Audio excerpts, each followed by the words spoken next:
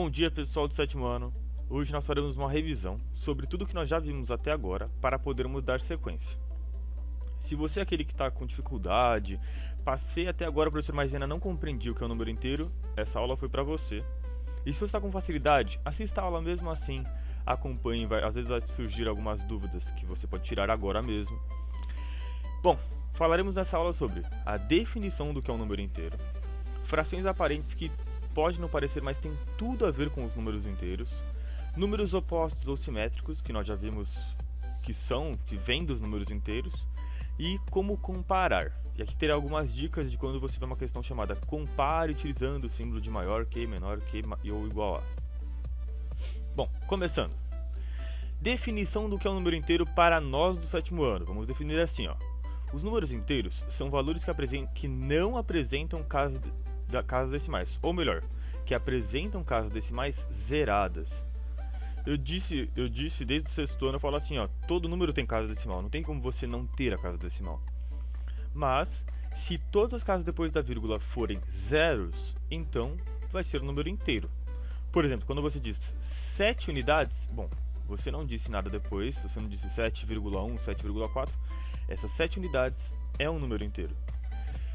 Podendo ser números positivos, negativos e o zero. O zero também é. Na verdade, o zero será o divisor de águas entre os números positivos e os números negativos.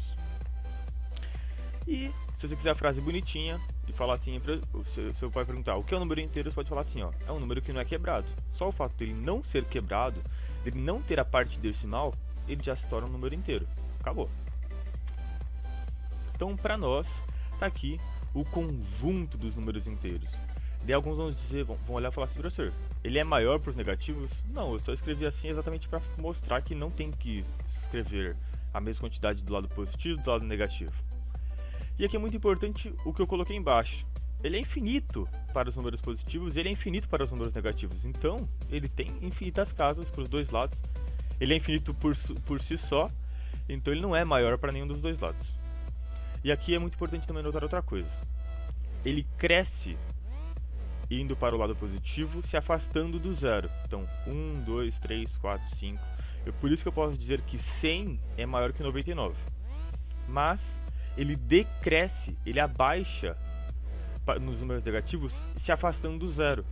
Então, quando eu vou olhar para os números negativos, o menos 7 é menor que menos 6. Ele se afastou mais do zero. Olhando aqui, eu já posso dizer o seguinte, que os números que estão à esquerda são todos menores que os números que estão à direita. Então o menos 7 é menor que menos 6, o menos 6 é menor que menos 5. Tudo bem? E reparem que todo número negativo é menor do que o zero. E todo número negativo é menor do que o número positivo. Aonde encontramos números inteiros? Como já foi dito em sala de aula, nós encontramos no cotidiano, mas vou falar das 3 situações mais comuns. Primeira, medir temperaturas. Você vê todo dia no jornal, fala, ó, tal lugar fez menos 2 graus. Menos 2 graus Celsius é um número negativo. É um número inteiro sendo utilizado numa situação para representar algo abaixo de zero. Medindo profundidades abaixo do nível do mar. É um pouco mais raro para nós, mas se você vai numa profundidade, o petróleo foi encontrado a menos 30 metros abaixo d'água. Bom, ou encontrado a 30 metros abaixo do nível do mar. Então esses 30 metros abaixo do nível do mar são 30 metros negativos. Por que, professor? Para podermos condicionar que o nível do mar é o zero, tudo que estiver acima está positivo e tudo que estiver abaixo está negativo. Só uma convenção nossa. Agora o mais comum para nós vai ser o seguinte, para anotar dívidas, como eu disse para vocês, se você pegar o saldo bancário, se você ver um saldo bancário, você vai ver os números negativos. Já com o sinal negativo e também, alguns lugares você vai encontrar com eles em vermelho. Bom.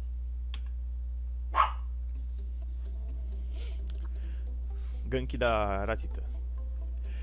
Quais valores abaixo são números inteiros? Então pause o vídeo e tente você, escreva no seu caderno ou só faça mentalmente e quais dos valores abaixo, com o que já foi dito, você poderia afirmar é um número inteiro. Então vamos pensar. Bom, espero que você tenha conseguido. Vamos lá, o 5. O 5 não apresenta casa decimal. Ele tem casas decimais, mas não apresenta, então são zeros. Então 5,0005 é um número inteiro. 2,1. 2,1, olha a casa decimal aí, esse 1zinho aí. Ele é um décimo, então o 2,1 não é inteiro. Menos 7 e menos 6. Menos 7 e menos 6 estavam naquela lista. O menos 7 e o menos 6 não tem casa decimal, são números inteiros. Menos 8 também não tem casa decimal, número inteiro. 0,1. 0,1 tem um décimo ali, não é inteiro. E o 7 terços, professor? Bom, pega 7 qualquer coisa, 7 azeitona, 7, e divide para 3 pessoas. Quando você dividir, vai dar exato, a divisão vai ser perfeita para todos? Se sim, é um número inteiro. Quando eu digo sim, não é dar exato no sentido de, deu 2,2, não. Quando eu digo sim, deu um número inteiro na resposta? Se sim, é um número inteiro, 7 terços. Quando você pegar 7 dividido por 3, vai dar 2,33333. Não deu inteiro, então 7 terços não é inteiro. Tá aí circulado os números inteiros para vocês. Espero que vocês tenham acertado. Bom, mas e as frações? Não são números inteiros? E a resposta é... depende. Nem todas as frações são números inteiros. Mas é muito importante dizer o seguinte: todo número inteiro pode ser escrito na forma de fração. Todo número inteiro pode ser escrito na forma de fração. E por isso, eu posso dizer o seguinte: somente as frações aparentes, e alguns vão lembrar, falar aparente, fração aparente, fração aparente. Bom, vamos relembrar. Frações aparentes são frações que parecem ser frações, mas na verdade o numerador dá para dividir pelo denominador. Então na verdade ela é um número inteiro. Então é uma coisa que de ida e de volta. Um número inteiro pode ser escrito na forma de fração aparente. Uma fração aparente é um número inteiro escrito na forma de fração. Então, o que são frações aparentes?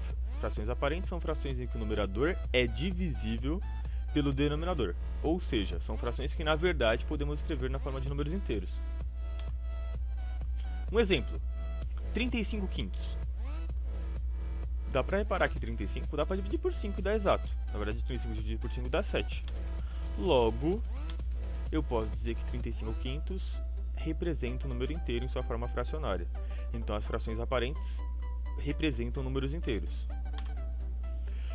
Bom, vamos treinar um pouquinho. Pausa o vídeo e faz o seguinte: divide o numerador de cada fração agora, das que estão aqui embaixo, pelo seu denominador. Professor, tem número negativo, não importa, ignora o sinal, não importa o sinal. Pega o numerador e divide pelo denominador. Se você falar que dá exato, que dá um número inteiro, é que a fração é aparente e ela representa um número inteiro. Daí você circula. Pausa o vídeo.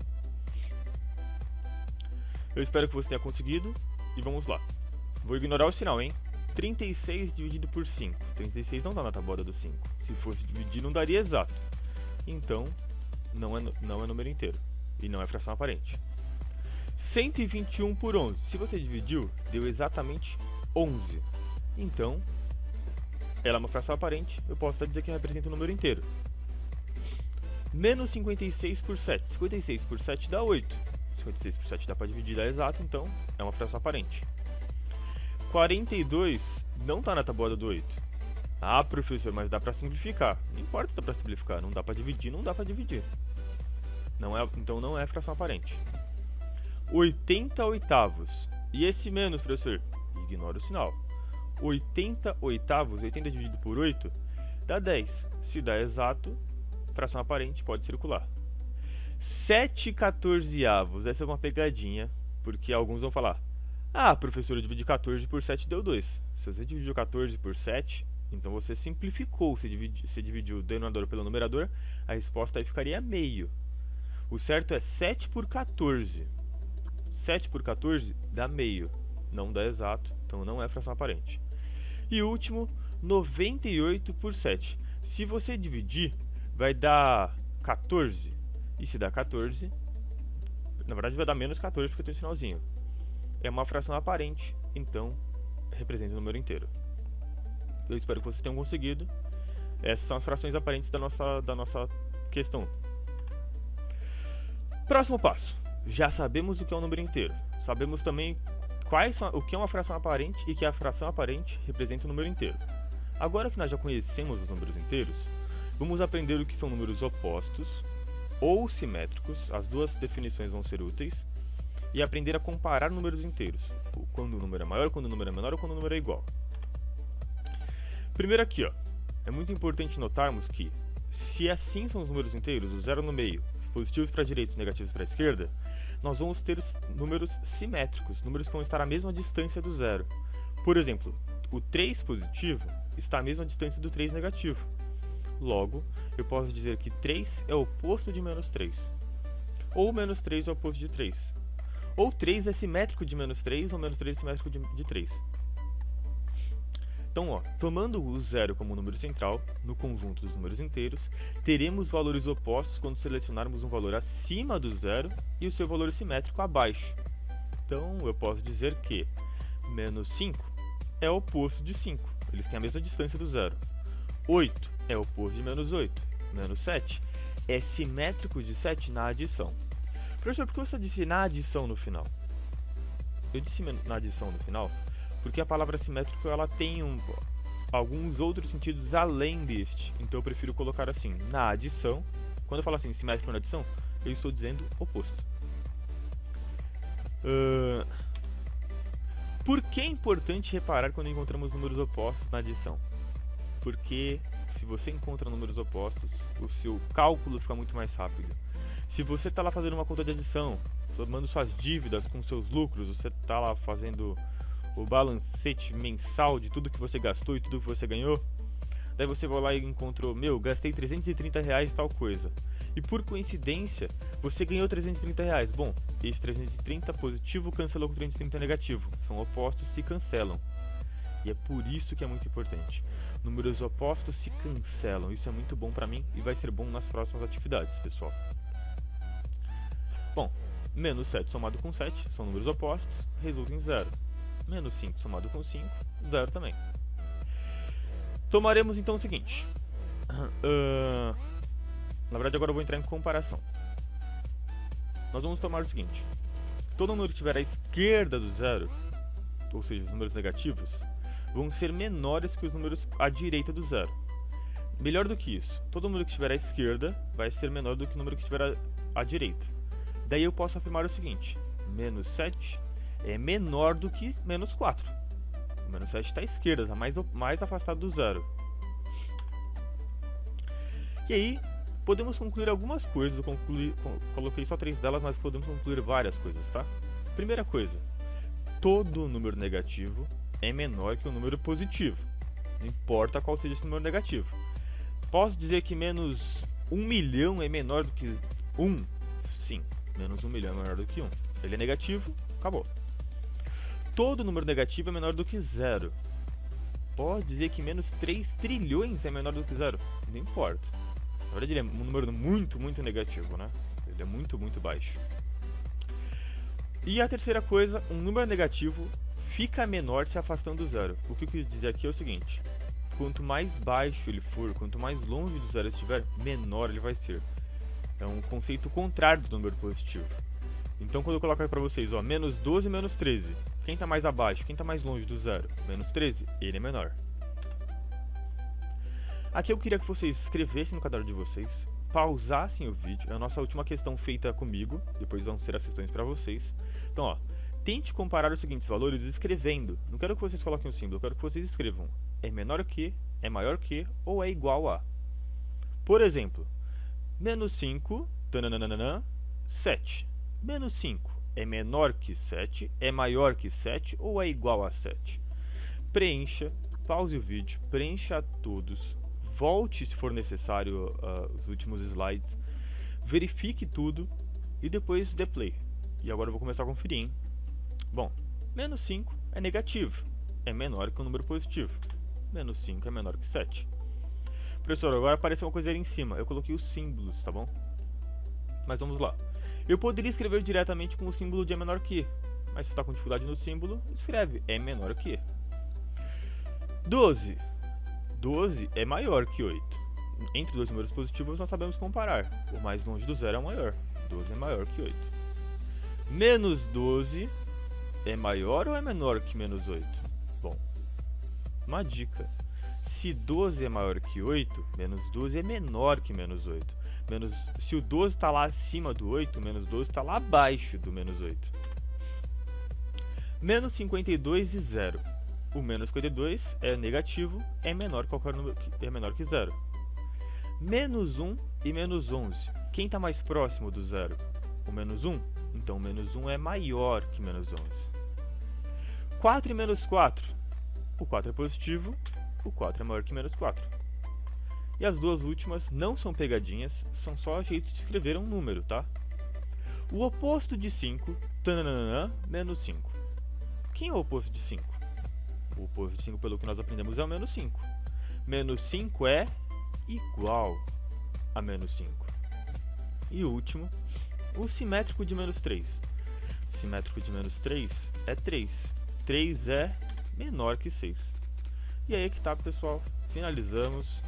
Agora é sua vez. Resolva a lista que a Cris enviar para vocês. Me enviem pelo e-mail. E boa sorte para vocês. Se cuidem, pessoal. Até mais.